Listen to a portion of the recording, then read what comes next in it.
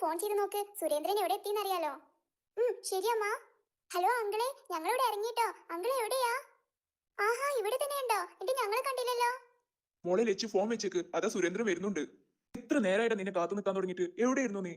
ഓ, കണ്ട പാടത്തിന് രണ്ടാളും കൂടി വഴക്കാക്കാൻ നിൽക്കല്ലേ. വീട്ടിൽ പോയിട്ട് വഴക്കാക്ക. എന്റെ കൈ കടഞ്ഞു കുട്ടികളെ എടുത്തിട്ട്. നല്ല ഉറക്കത്തിലാണല്ലോ എല്ലാരും. വാ ചേച്ചി, കാർ അവിടെ പാർക്ക് ചെയ്തിട്ടുണ്ട്. നീ പോയിട്ടേ ആ ലഗേജ് എടുക്കാൻ നോക്ക്. ഓ, വന്ന പാടനോ എനിക്ക് പണി തരാൻ നിൽക്കുവാണല്ലേ ഏട്ടാ. നിന്നെ കാണുമ്പോ എനിക്ക് പണി തരാൻ തോന്നും. അത് എനിക്ക് ചെറുപ്പം മുതലേ ഉള്ള ശീലാടാ. കാണിച്ചു തരാട്ടാ, വീട്ടിലെത്തട്ടെ. ഈ ചെറുതിങ്ങളെ കാട്ടി കഷ്ടാണല്ലോ നിങ്ങൾ മുതിർന്ന ആൾക്കാര്.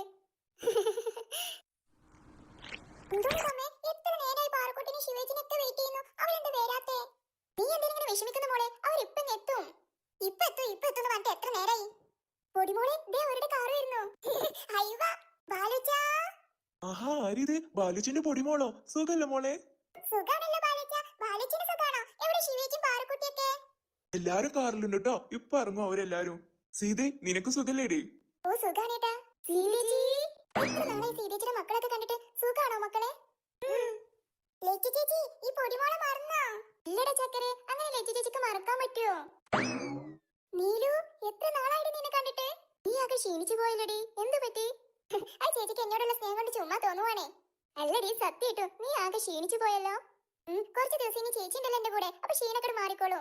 ശിവേച്ചി, ശിവേച്ചിയുടെ പൊടിമോളെ. ശിവേച്ചിനെ കാണാതിരുന്നിട്ട് പൊടിമോൾക്ക് എത്ര സങ്കടമായെന്നറിയോ? എനിക്കും പൊടിമോളെ കാണാതിരുന്നിട്ട് ശിവേച്ചിക്ക് ഒരുപാട് സങ്കടം ഉണ്ടായിരുന്നു. എന്താ ഇതിന് മാത്രം ഒരു സങ്കടമൊക്കെ? പാറക്കുട്ടി സുഖല്ലേ? ഇല്ല, കുറച്ച് കുറവുണ്ട്. ആഹാ, പാറക്കുട്ടി ചൂടിലാണല്ലോ. വാ ചേച്ചി, വന്ന കാര്യം തന്നെ നിൽക്കാതെ ഉള്ളിലോട്ട് വാ. മക്കളെ ഉള്ളിലോട്ട് കയറിയിരിക്കെ, സീതേച്ചി ജ്യൂസ് തരാം. അച്ഛനും അമ്മയും എവിടെ പോയേക്കുവാ സീതേ? കുറെ കാലായില്ലേ ചേച്ചിയും ചേട്ടനും പിള്ളേരൊക്കെ ഇങ്ങോട്ട് വന്നിട്ട്. അച്ഛനും അമ്മക്ക് എന്തൊരു സന്തോഷാന്നറിയോ? അവർക്ക് എത്ര സാധനം വാങ്ങിയിട്ട് ഒരു തൃപ്തി വരുന്നില്ലേ. പിന്നെയും പോയേക്കുവാ എന്തൊക്കെയോ സാധനങ്ങൾ വാങ്ങിക്കാണ്ടെന്ന് പറഞ്ഞിട്ട്.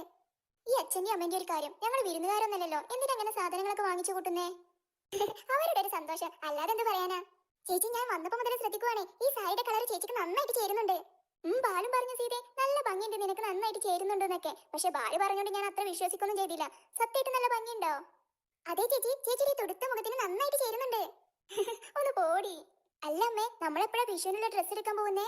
ഞാൻ പൊടിമോട് കുറേ ദിവസം മുന്നേ തന്നെ പറയാൻ തുടങ്ങിയതാണ്, വിഷുവിനുള്ള ഡ്രസ്സ് എടുത്തു വെക്കാം, അല്ലെങ്കിൽ തിരക്കാവുന്ന്. അവൾക്ക് ഒറ്റ പിടിവാശി, ശിവേച്ചി വരട്ടെ, എന്നിട്ട് ശിവേച്ചി സെലക്ട് ചെയ്യുന്ന ഡ്രസ്സ് തന്നെ മതി അവൾക്കെന്ന്.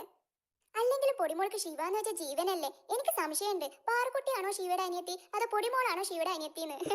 എന്താ ചേച്ചിക്ക് ഇത്ര സംശയം? ഞാൻ തന്നെ ശിവേച്ചിയുടെ അനിയത്തി. ഓ എന്റെ പൊന്നു പാറക്കുട്ടി, ഞാനൊരു തമാശ പറഞ്ഞതാണേ, അതിനെന്തിനാ മുഖം കൂർപ്പിച്ചു വെക്കുന്നേ?